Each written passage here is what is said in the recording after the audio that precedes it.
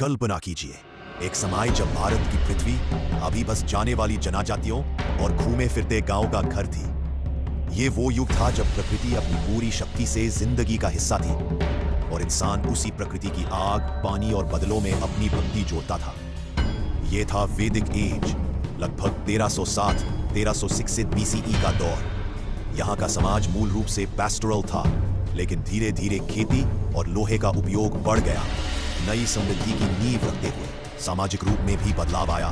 वर्ण व्यवस्था उभरी, जिसमें ब्राह्मण, क्षत्रिय, वैश्य और शूद्र जैसे वर्ग तैयार हुए।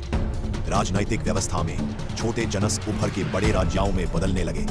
धार्मिक रूप से लोग प्राकृतिक देवताओं जैसे इंद्र, अग्नि और वरुणा का पूजन करते थे। यज्ञ उनकी जिंदगी का केंद्र स्थान थे।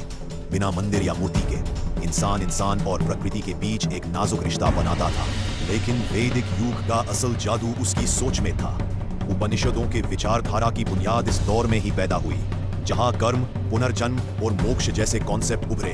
और यहाँ की राजनीति भी बदली। असेंबलीज जैसे सभा और समिति हुआ करती थी और राज्यों में अधिकार और जिम्मेदारी का नया रूप बना। समाज में महिलाओं की भी एक खास जगह थी।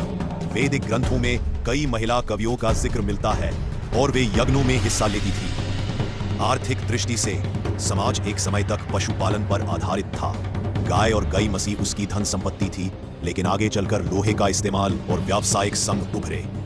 आज जब हम वैदिक युग की इस छोटी सी झलक को देखते हैं, तो हमें समझ में आता है यह सिर्फ एक इतिहास का दौर नहीं था, बल्कि एक रूहानी और सामाजिक नींव थी, जिसके ऊपर आगे की पूरी भारतीय सभ्यता बनी। वैदिक एज ने हमारी पहचान को परिभाषित किया और ये याद दिलाता है कि हमारी सबसे पुरानी विरासत हमारे सपनों और विचारों की वो बुनियाद है जिससे हम आज भी रोशनी पा सकते हैं।